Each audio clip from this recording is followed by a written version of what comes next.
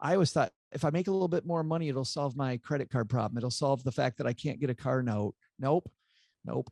It's the biggest myth going. Mhm. It's the biggest, I think it's one of the biggest money myths out there is that, oh, if I made more money, this would be easier. And I would always tell people, you would make more money and still be you.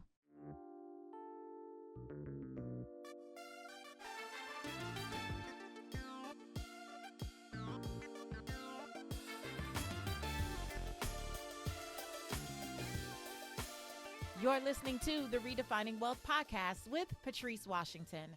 This is where you come every week to learn more about what it means to chase purpose, not money. But I'm super excited about this particular season of the podcast because we are really going all in on practical money tips and things that you just need to incorporate in your financial life. Now, if you're brand new here, here's what you need to know. This community believes that wealth is so much more than just money and material possessions. We do believe in the original 12th century definition of wealth, which says it's about the condition of well-being. So my guests today, yes, they're going to give some practical financial, guidance around budgeting and some other things, but we're also going to get into some of the why. Today's episode, we really get into how inflation is already giving you a pay cut.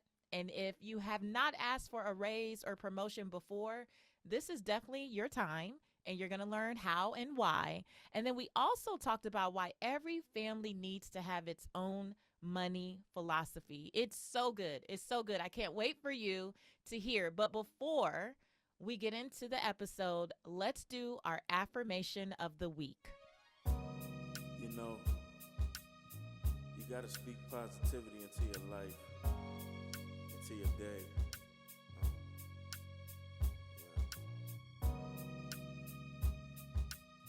You got to affirm positivity. You got to affirm abundance. You got to affirm yourself to wealth. This week's affirmation is, learning about money is easy and fun. I believe that there is no one way to be successful with money, so I'm excited to chart my own course. Instead of lamenting over what I don't know yet, I lean into being consistent with the money principles I do know and allow myself to evolve from there. I understand that nothing has meaning except for the meaning that I assign to it.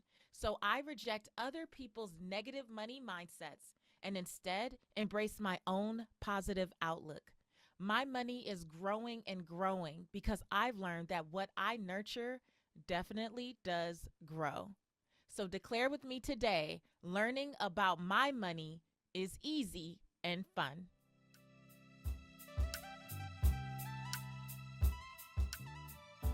Today's guests are Joe Saul-Sehy and Emily Guy Birken. Stacking Benjamin's podcast host Joe Saul-Sehy and bestselling finance author Emily Guy Birken have teamed up to dominate the personal finance space with their new book, Stacked, Your Super Serious Guide to Modern Money Management. And I can tell you, neither one of them are super serious, but anywho. In the book, Joe and Emily share a step-by-step guide to financial literacy, delivered with their signature blend of shrewd advice and laugh-out-loud humor. They cover everything from investing and budgeting to side hustles and personal finance apps, while also sharing stories of their own successes and failures, as well as insights from previous podcast guests. Without further ado, here is Joe and Emily. What's up, guys?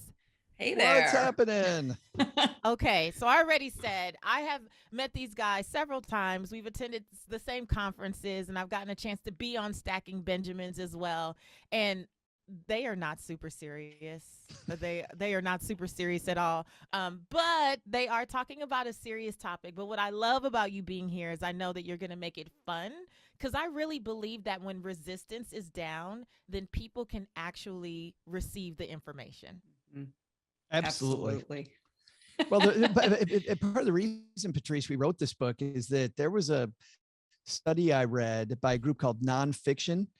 The study I read by a group called Nonfiction, it's called The Secret Financial Lives of Americans, shows 150 million people cry about their money. They cry about it. So clearly we're leaving too many people behind. And I think that to get to the serious conversations that money nerds want to have, we got to lighten it up. So we were excited to do that. Yeah. I mean, and not even money nerds, right? Because I know a lot of my audience, I don't think they would consider themselves money nerds. They are probably in that segment of people who are just crying or trying to get away from it or allowing themselves to be distracted so they don't have to actually deal with it. And I believe that's why people love redefining wealth, because I don't even talk about money. That's why I bring guys like you, right? Like, I don't even talk about money anymore. But as you know, I do talk about all the parts of life that impact your finances. But why I'm so excited about this season is that you guys really get into it. And in the book, you guys mentioned the top 3 reasons people struggle with budgeting.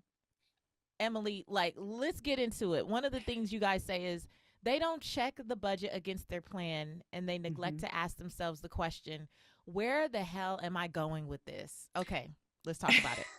Yes. So we tend to think of budgeting, and a lot of this has to do with, because in financial media, to write an article about how to budget, all you can do is do the first thing, which is, sit down, figure out how you've spent money in the past, make plans for how you're going to spend it in the future. And to actually create a budget, you got to do more than just that. That's the first thing you do. And then you got to make a consistent plan to keep coming back over and over again, tweak things, check on how things are going. And some of this is just logistical. You can't write an article that has you come back several weeks later. But that means that people will sit down and do like a huge, all right, I'm going to get my money in order this year. So let me look at how I've spent money, what I'm going to do. I'm going to plan, I'm going to track, I'm going to do all of these things. They sit down, they do that, they feel great. And then 3 months later, they realize they're in the same spot they were before because they haven't paid any attention to their money after that initial, push to make a budget. And so what I think is really helpful is to start thinking of budgeting as like some of the other grown-up chores we have to do, like laundry. So, because you're never done Laundry's laundry. so fun, because laundry is way fun. Well, people walk by their laundry just like they walk by that initial budget, right? Like, you may wash it, but it's the folding. It's the folding that goes to hell for many people, right? Yes. And so I have a joke, every Sunday I like, that's generally when we do our laundry, and like we do all of it for the family of 4 plus a dog and a cat. It's a lot. And so as I'm folding, I'll say to my husband and kids, I'm like, surely I must be coming close to the end of the laundry by now. I've been doing laundry for over 25 years. I must be close to done soon. No, you're never done. In the same way that you're never done with money. And when I was in college, I was one of those people who, I would get close to having no clothes to wear, and I would run to the Target in town and buy underwear so that I didn't have to do laundry, so I could eke out another couple of days. Emily, I thought that was a guy thing. I didn't know women did that. Oh, I'm not proud, and I'm not saying I did it that often, but I did do it more than once. And it took getting to a point where I was like frustrated with myself and disgusted with the fact that like I want to wear something that looks a little more professional today because I'm going to be giving a talk in class or whatever, and not having it available, that I realized, no, I need to get this under control. I need to stop having the boom and bust laundry cycle, which is what I kept doing.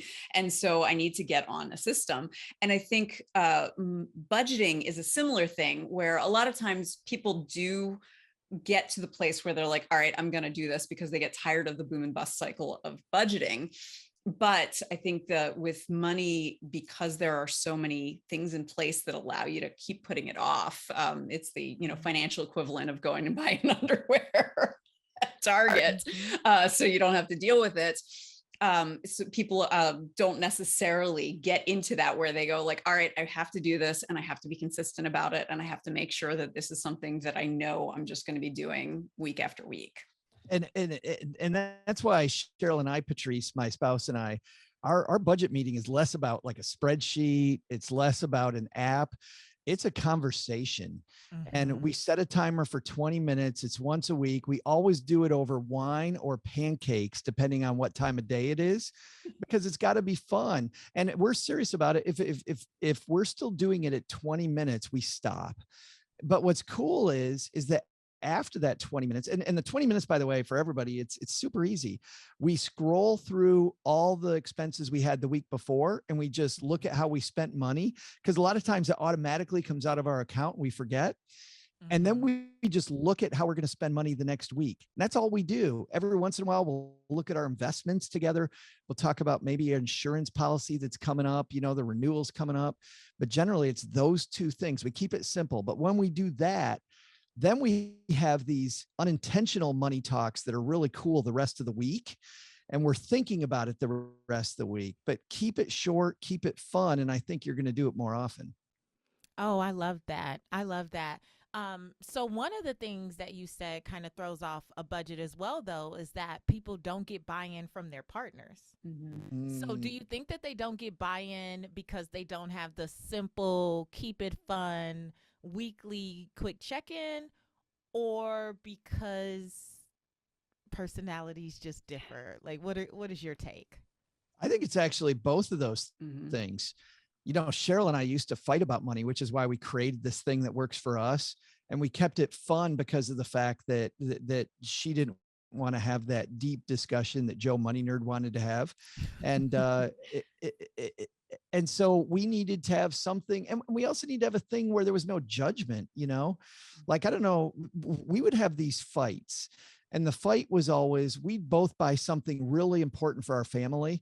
Like Cheryl would come home with school clothes for our twins, and I'd come home with the latest video game. Like, both very important for our family, Patrice, hugely important.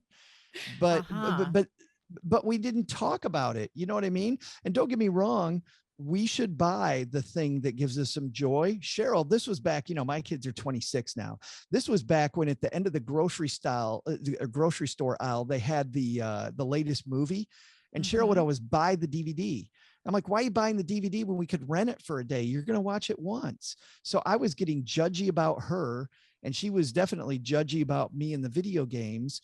And we weren't talking enough about priorities. So making it fun, stop judging, give each other an allowance. In the early days, we had an allowance, so much better, and solves a lot of money fights just with a 20-minute meeting. And I got to tell you, the wine and pancakes make it even more fun. So I could imagine. And to piggyback on that, I think a lot of times what happens is there's a clash of financial values between spouses. And then there's also a clash of kind of like a financial psychology. And so because as a culture, we don't talk about money, we don't necessarily even know that we have these financial values or this financial psychology. We just think, well, this is how money is. And then it's not like our spouse isn't doing the same thing that we think is just normal, and it's causing friction, and we don't even have the words to talk about it. So there, for an example, when my husband and I were first married, I was going to a cousin's wedding in Las Vegas, actually. And so I bought this amazing black dress that I found on consignment. So like, that was very, very frugal. I was good on being frugal, and my husband really appreciated that. And then, but I needed some fabulous shoes to go with it. And so I spent, it wasn't a huge amount of money, but it was about like $80 on a pair of shoes that I knew I was only going to wear once. And my husband just couldn't wrap his head around it. He was like, "What? That's $80 for something for one night." And I was like, "Yeah, but it goes with the dress. And if I don't have the right shoes, the dress won't look right. And it's also for my cousin's wedding. I mean, this is for family." And so our values were in conflict there, because for him, he does not necessarily value like fashion and things like that. And a certain type of looking put together. This is the man who on more than one occasion has worn a sweater inside out and about in public. And when I've been like, "Do you want to go fix that?" He's like, "Meh, it's fine." Right. So fashion sense, your values around fashion sense are just our values are very different there. So what I love about this though, Emily, to your to your example, one of the things that I always talk to couples about is to not be judgy, like what you're saying, Joe, because we get our money values oftentimes for how we were raised, from our experiences, our backgrounds, our environments, like what our parents may have done or not done with money. And our spouse is coming from a completely different environment, even if they were your next door neighbor, right? Even if you guys grew up in the same neighborhood, in the same city, there's still so many differences, and it's not right or wrong, or I'm right, you're wrong. It's just we're different. And once we can understand too what money represents to our significant other, I think it allows us to have more compassion, because, you know, I'm actually going through a divorce right now. However, I will say that for many years, my husband and I would sit down and we would have our money Mondays where we would sit and talk about money, similar, not over pancakes. Maybe that's the problem, Joe. Maybe I should have had pancakes and wine. That was probably the key you missed right there. That was the key. Next time around, I got it. But so we would have these talks. But what really allowed us to get on the same page, though, honestly, for many years, was that I came to understand that for him, money, like giving gifts, was a part of his love language. So it wasn't that he was just spending money frivolously. He wanted to shower my daughter and I with gifts. But as the money nerd in the family, I would always be like, but did I need it in 3 colors? No, I did not. Right? Because for me, money meant more security and stability. And I never was really into gift giving or gift receiving. And so the first part of our marriage, it was rocky around these things, because I kept feeling like, why are you wasting money? But to say to someone that they're wasting money when in their minds they're showing you love. Yeah. And that was like the first couple years of marriage. I've had a similar thing with my husband, because he is he's very, very frugal, and for him, he shows love with like an act of service.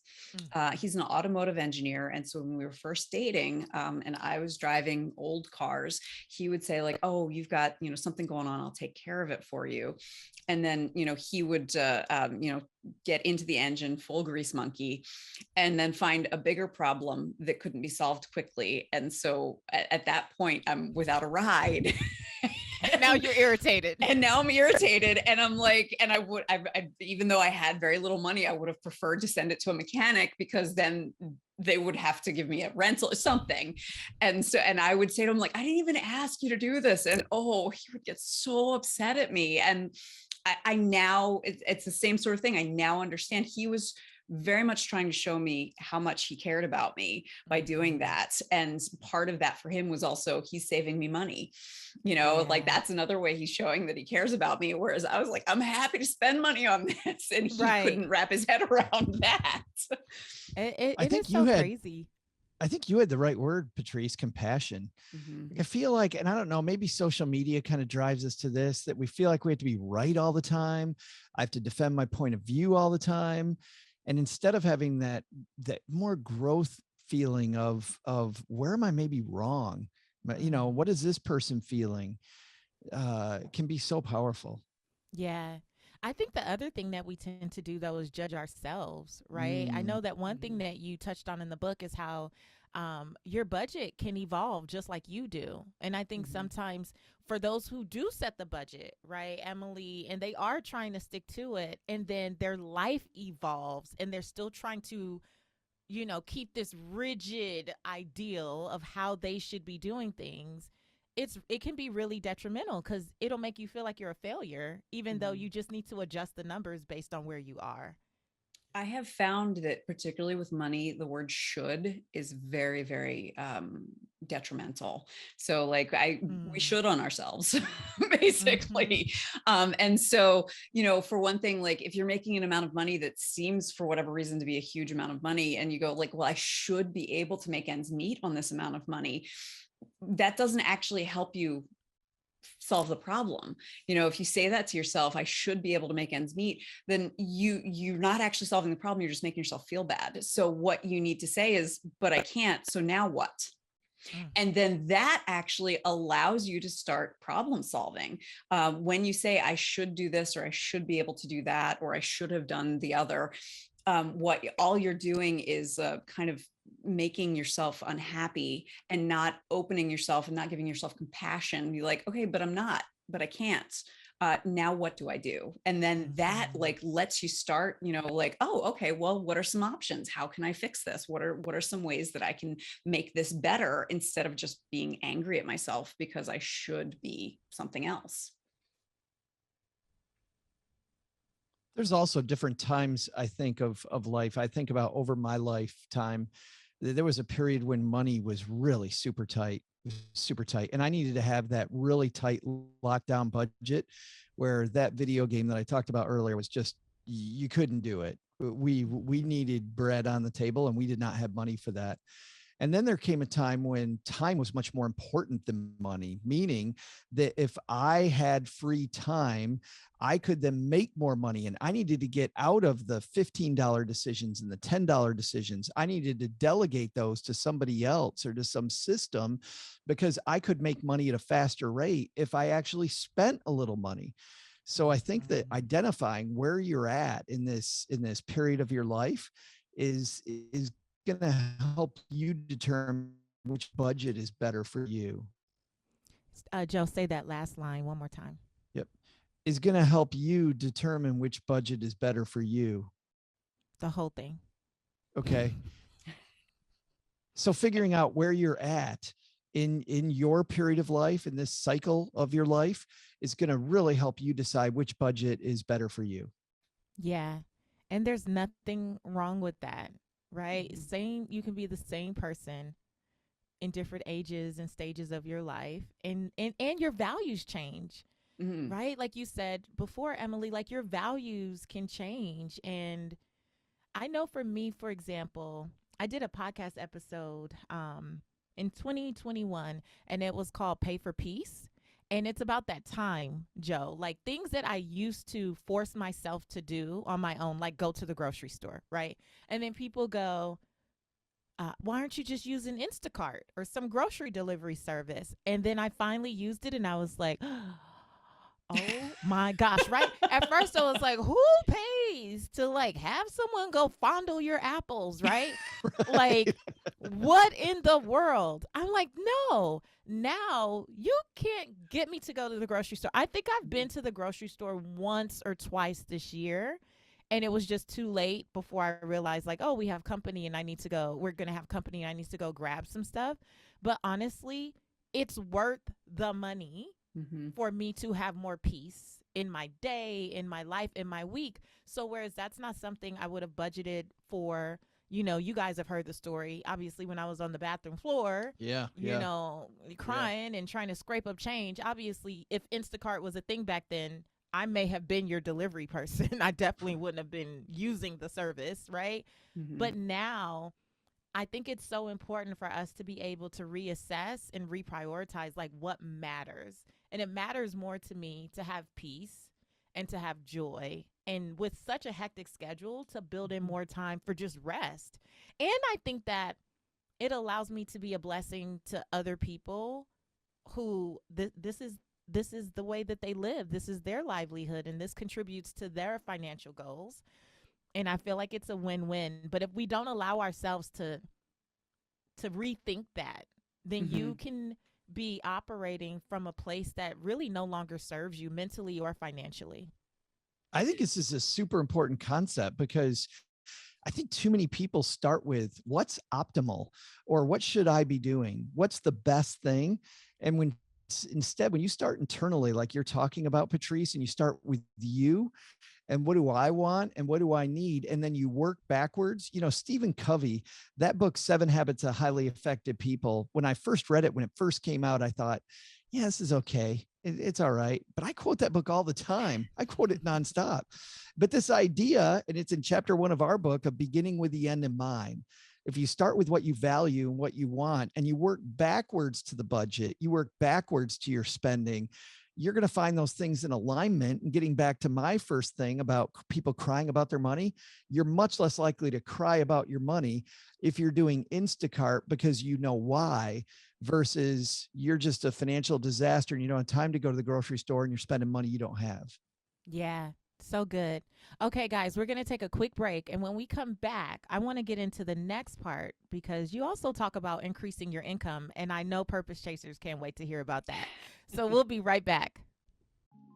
Today's episode is brought to you by Ken Apparel, one of our alumni retreat sponsors and a brand committed to making quality and inclusive products to serve the Black community and those with kinky curly hair. While in Cancun, Mexico, our ladies had a blast, from fun-filled days at beautiful beaches to intimate moments connecting at the spa. Thanks to Ken, each night we laid our heads on satin bonnet pillowcases, protecting our array of curls. You see, traditional pillowcases are made with cotton, a material that absorbs the moisture in your hair, leaving it dry, frizzy, and prone to breakage. At Ken Apparel, they line their hoods with satin, a smooth and soft material that by nature helps hair retain moisture and stop breakage. Not only do they provide satin pillowcases, they also make satin-lined hoodies, beanies, bucket hats, and satin car headrest covers. Make sure to check them out on all social media platforms at Kin Apparel. That's KIN Apparel _ and make sure you say you heard about them on Redefining Wealth. Okay, guys, so before the break, I wanted to get into, you talk a lot about budgeting, but then you also get into the best way to increase your income.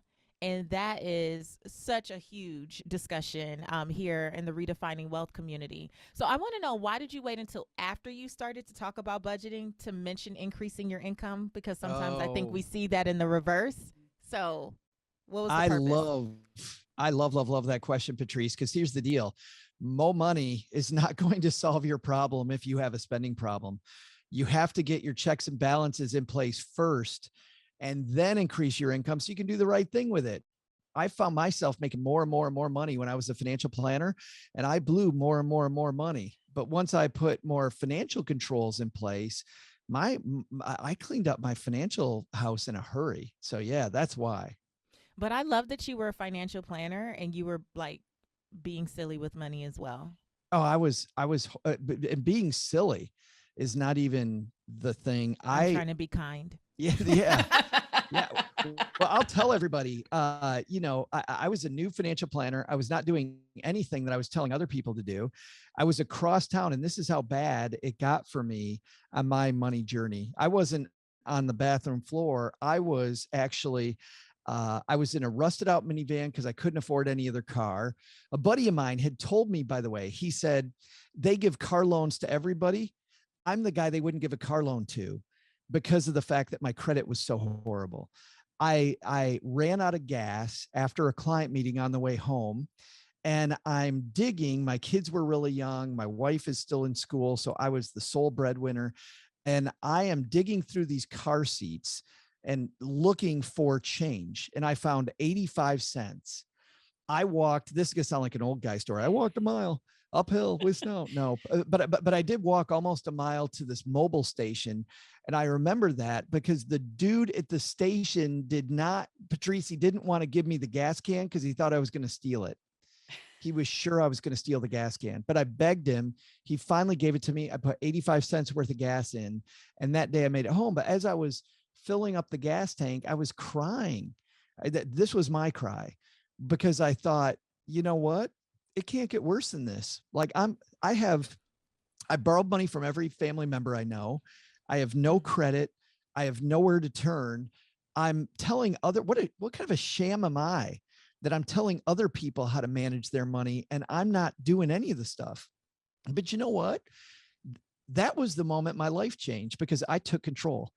And I said, you know what? I got to stop, do as I say, not as I do. And I've got to get on board with this. So immediately I changed the people I was around. I developed a team of people to help me cover my blind spots, which, we tell people to do all the time. And I started solving my problem. But yeah, the more money before that, I always thought if I make a little bit more money, it'll solve my credit card problem. It'll solve the fact that I can't get a car note. Nope. It's the biggest myth going. Mm-hmm. I think it's one of the biggest money myths out there is that, if I made more money, this would be easier. And I would always tell people, you would make more money and still be you. Yeah. Like, Yeah. with the same mindset, the same relationships, unless you change your circle, possibly the same environment, maybe just more expensive rent and more expensive car, but you were taking you everywhere you go. And if you don't change you first, there's no way. Yeah. Another aspect of that I think is really important is if you get started with learning how to budget, you're already in the mindset of understanding what you value, being intentional about what you want to do with money. And then when we talk about side hustles in the book, and a lot of times people think of it as like, okay, well, like I'll drive for Uber, I'll do Instacart delivery, that'll bring me in extra money. And for people who are like, hey, I got this last push to pay off my debt and I want to speed it up. Like, I think that can be great because, you do that for a couple of months, whatever, you get the extra money. But for people who are like, well, I need more money. I'm going to do that. Well, that's not going to solve your problem and it's going to exhaust you.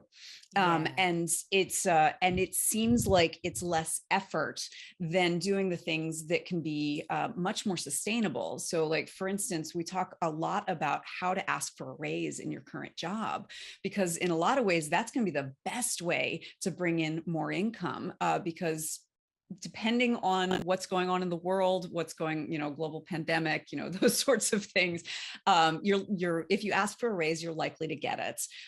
But you have to ask in the right way. And it takes quite a bit of work. You have to do some research. You have to figure out the best time to talk to your boss. You have to figure out what you've done that you can point to for reasons why you deserve a raise. You need to look at future projects. And a lot of people will be like, oh, that's too much work. I'd rather drive for Uber, in my off time. And so that's one of those things where, as you said, like just adding more money doesn't change who you are. It doesn't change if you're looking for shortcuts. It doesn't change if you're making decisions that are not going to help you reach your goals. And so having that practice of figuring out your intentions, figuring out your values can help you, ask for that raise in a way that's going to be, best possible outcome, or create a side hustle that is something that you can do sustainably long-term because it's something that you enjoy, that you can offer, and that you have a plan for, rather than it just being like, well, whatever, I'll drive for Instacart and that on top of what I already do. Right. Patrice, can we talk about how important it is to ask for a raise right now? Yeah. Because very seriously, I mean, if the wealth builders out there are like, yeah, raise sounds good and that's nice and that's more money, but I'll do it later. They announced inflation numbers, and not to get too nerdy, but inflation at 7.5%. If you don't increase your income by 7.5%, you are falling behind. You got a pay cut. So you have to get a 7.5% raise this year just to keep the wheels on the bus the way they are today. Yeah. And if your boss is not going for the raise, one of the other things that you guys say is change jobs for a higher salary. And I think a lot of times, especially in my community, and it's predominantly women, what I hear is, well, the job that I'm interested in, you need these 15 qualifications and I only have 13. It's like, okay, well, wait a minute, right? But a guy will have 3 and be like, I'm the man. Put me in, coach, right? And so, especially in my programs, we're constantly talking to women about like, oh my gosh, just go for the thing. You don't have to check every single box. Those may be 2 things you can learn on the job, but at least go for it. What advice, do you guys even share in the book about changing jobs for that higher salary? Well, one thing, it's not necessarily in the book because it hadn't happened yet, but we've been seeing, with the pandemic and all the aftermath, with the Great Resignation, and everywhere you go, you see now hiring signs, and every industry is talking about how they need more people. And so this is the first time that I can remember seeing this, but it feels like it's like a worker's market. instead of an employer's market. And so that's something that is really helpful and freeing to realize, like, I don't have to stay at this rate if I don't want to. If you might love your workplace and for whatever reason want to stay, but you can look and see if there's other stuff out there where you can use your skills and your knowledge and your connections and all of those things to get yourself a job that is going to meet your income needs. And that, I think, is just a really incredible place to be. And something that we have not seen in a long time. And also for women, I do just want to say, you are awesome. Recognize how awesome you are. I just to a side note, I have struggled early on with calling myself a best-selling author because my book was a bestseller on Amazon. And in my head, it was just like, well, it's, Wall Street Journal, New York Times, or nothing. And then I would never describe myself or introduce myself that way. Some guy plagiarized my book. And he put it up on Amazon as a direct Kindle purchase. And that guy called himself a best-selling author. And that's what cured me. I was just like, oh, no, you don't get to do that. The audacity. No. And so that's audacity. From that moment, I was just like, women need to be like, just owning their awesomeness. Like, since that moment, I was just like, the fact that someone felt like they could do that when I actually could say that and felt like, oh, no, I don't want to, I don't want to, take too much. So don't take it, take what you are, own what you are, take up space. Yes. Studies show women are more worried about rocking the boat than men are. They are definitely fearful. And part of that is longevity. Part of that's culture. Part of that's longevity. The fact that women are probably going to live longer. So they worry about having sustainable income. And what if I rock the boat too much and I get fired? But to your point, studies show that moving from company to company is the fastest way to increase your income. But even at your own, Patrice, I think people don't negotiate for raises in the right way. They don't understand two things. The first thing they don't understand when they ask their boss for a raise is you need to solve the raise problem from your boss's point of view, not yours. So an analogy that we use in the book is every discussion's a cube. So as an example, Patrice and Emily and I sitting here, we've got a cube sitting between us. And if I can see Patrice's side of the cube and what she wants to get done versus worrying about my side of the cube, I'm much more likely to speak her language about what she needs from me. But then the second thing we got to remember is that your boss might not even be the decision maker. Your boss might want to give you a raise, and studies actually show they probably do want to give you a raise, but they have a boss of their own. So if you can use that session instead of trying to coerce them to think about it as your boss is your ally and you're giving them ammunition, you're giving them as much stuff as possible so they can go to their boss and talk about what a rock star you are. That's super helpful too. And even if they are the decision maker, it makes the decision much more friendly instead of adversarial, which always helps too. As you're sharing that, Joe, it made me think about one of my team members who approached me for a raise last year, and she had a whole folder, a whole presentation. And she ended up showing me how much she had saved the business by streamlining a bunch of services, because I'm telling you, before she came, I was like duct taping things together around here. Like, I was using Zapier to connect all these different, softwares and all this stuff. And it's like, actually, there's an app for that, right? And so she helped bring all that in and was saving X amount of dollars a month, which was X amount of dollars a year. And then when we looked at that, I was like, well, of course, I would rather pass those savings off to her, to a woman that's caring for her family and her children, than to, just be divvying $100 here, $200 there, $300 there for all these services that I didn't even really need anymore. And she went through and she canceled things and she negotiated things down. And it was wonderful to see it in black and white. I could not deny it.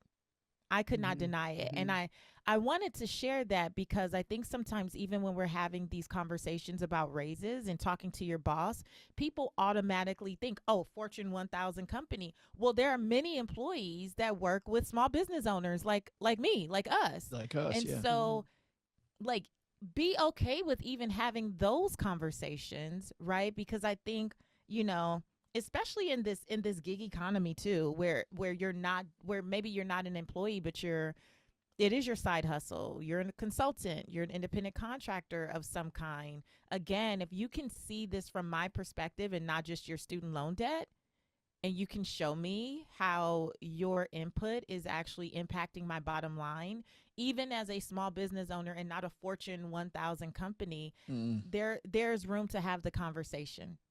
And I think we need to talk about that too, because a lot of times it's like, oh, I work for this big company and that's the only way. No.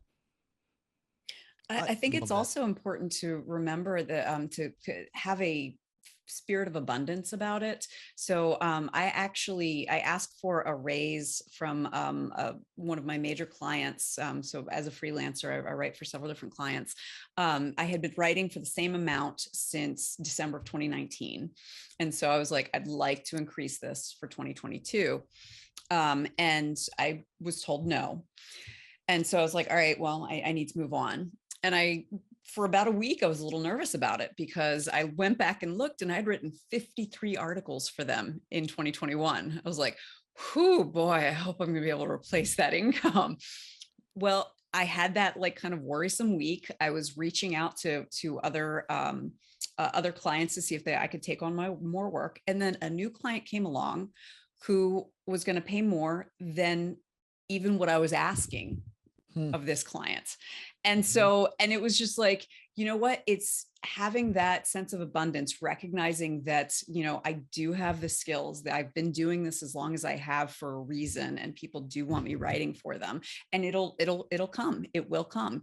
And that's something, you know, I still struggle with. I've been freelancing for over 11 years. I fell into that early, freelancer mistake that is very common, where, you know, anything that you get, no matter how little money, you're like, well, it's if I don't do this, it'll be taken away from me, you know, I won't find anything else. And letting go of that fear and recognizing just how important whatever it is that you do, what it is for, you know, your clients, for your boss, for your employer, is just, it's really freeing. Yeah. And to Joe's point about inflation, right? Like when we are not raising our rates or asking for the raise or the promotion or going to the next job, like we are just allowing ourselves to be further and further behind financially. It impacts every part of our financial lives when we don't ask. And when we don't take.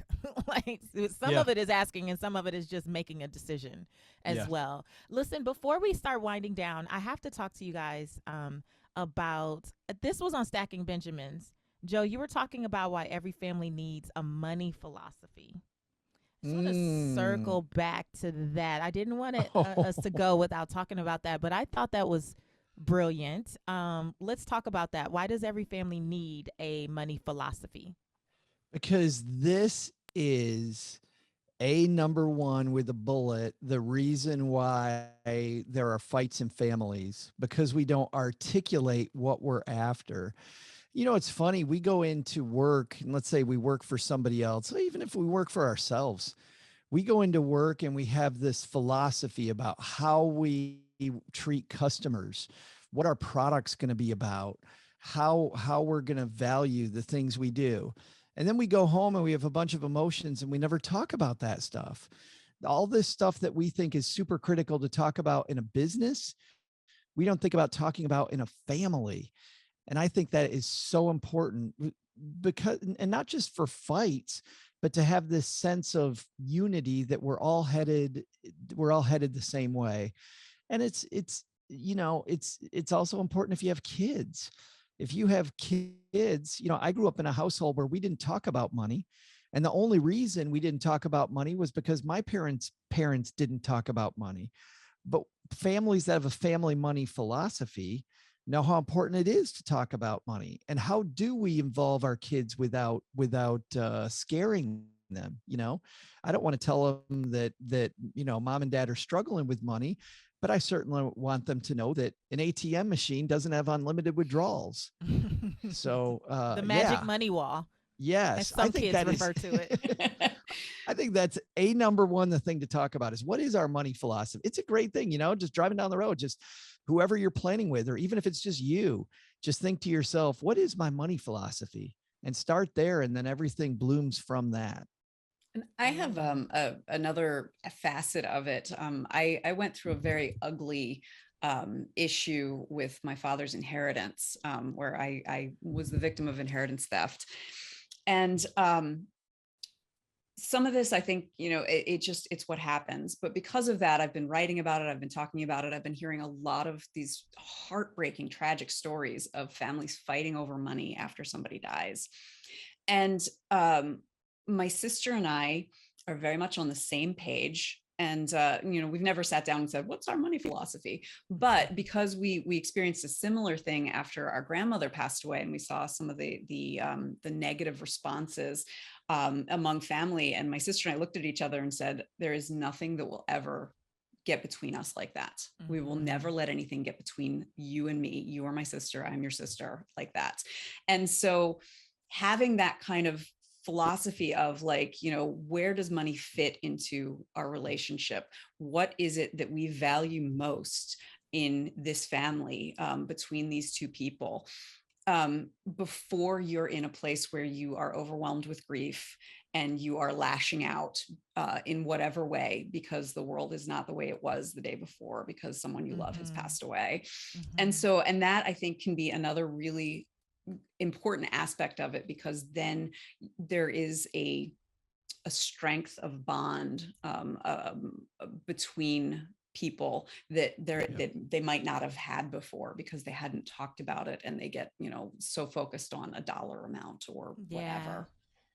I would say my money philosophy with my daughter is experiences over gifts.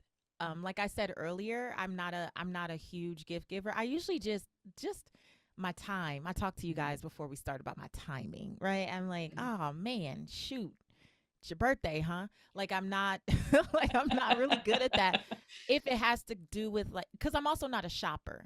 I'm not an online shopper. I don't do that well. And I don't like to go to malls or go to stores. So if you don't like either of those, you're pretty much a wrap. And so, but I love to plan an experience. I love to travel, or I love to create just a really nice experience. And so I've told my daughter for years, mom is experiences. Like, don't look for expensive gifts from me. It's probably not ever going to happen. But one thing that I do value are experiences and creating memories. So that's what you should look to me for. And I love it. It takes me off the hook. Like last Christmas, we went on a cruise and I didn't give her a doggone thing. And she wasn't looking for anything from me, because she knows mom created an experience, and that's the way that she shows love and how she chooses to spend her money or invest in certain things. It's not going to be through gifts. And I think she appreciates knowing, but also for myself, it doesn't make me feel obligated to do things with my money that are not in alignment with my values.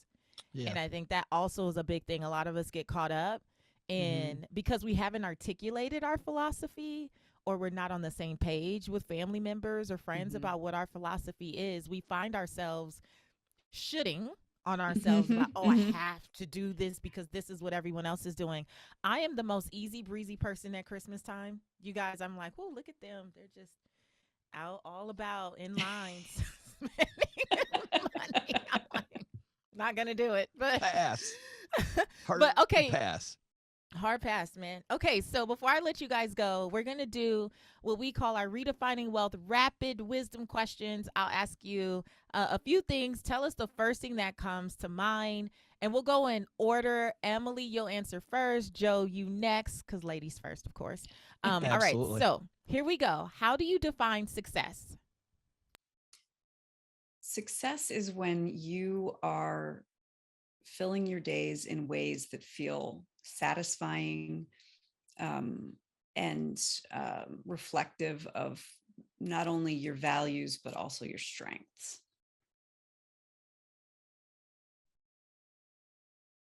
Oh, am I answering the same question? You are. Yeah. I thought I was answering the next one. No, you answer the same question. How do you Oh, but define success? Emily always has the best answer, because I could say ditto, but success for me is when I am living an intentional life according to values that I've stated. I'm doing what I know is the plan. Love it. Okay, Emily, how do you define wealth in 3 words or less? Um, having enough. Contentment. Joe, that was my word for last year. So good. All right. Emily, what's one book that has redefined how you see wealth? Your Money or Your Life, by Vicki Robin and Joe Dominguez.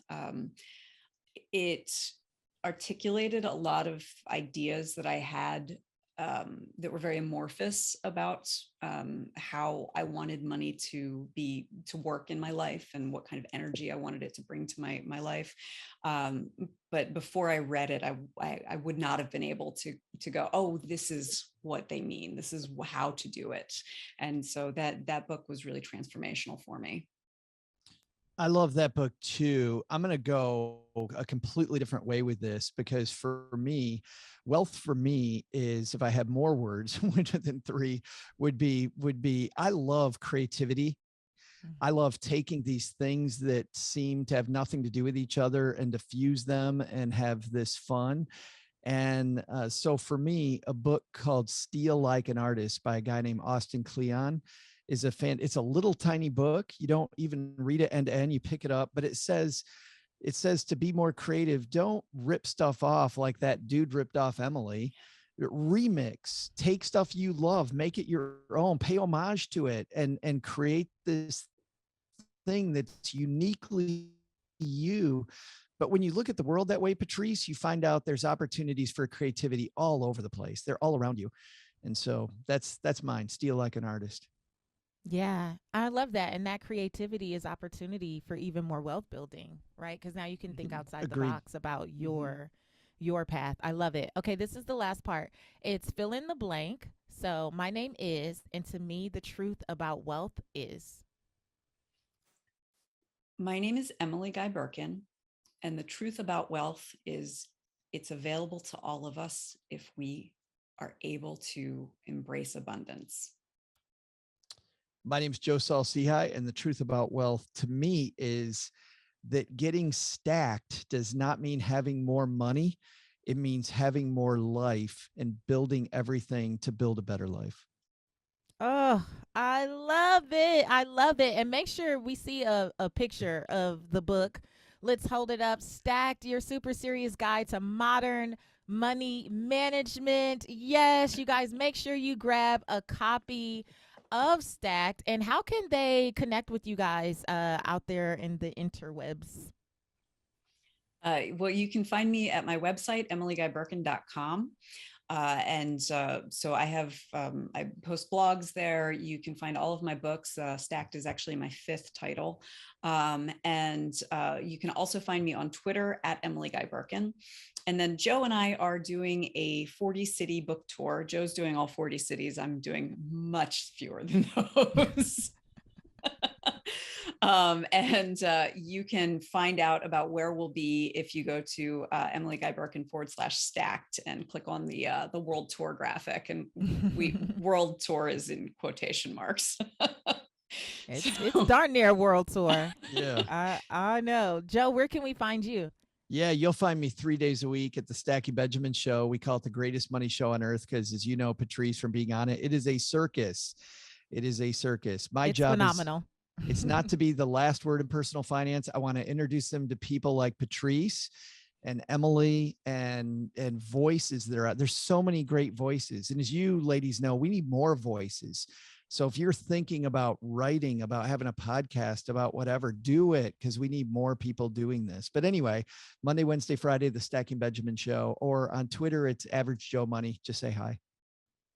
Yes. And you'll love following Joe on Twitter as well. A lot of dad jokes. Yeah, he's nuts. He's just nuts. You guys, thank you so much for being here. Listen, Purpose Chasers, make sure that you grab a copy of Stacked and you also connect with Emily and Joe. They are just incredible human beings, a wealth of information, and they're going to give you all the practical money stuff that you probably came to Redefining Wealth to get, and then I tricked you, and now you're just here getting your whole life. But it's okay. That's why I'm introducing you to these phenomenal folks as well, because we are all partners in helping you take your financial life to the next level. And there are so many different ways to do that. There's so many different avenues, and we just wanted to make sure you were covered today. So I hope you enjoyed this episode of the Redefining Wealth podcast. Make sure you connect with me in social media at Seek Wisdom PCW.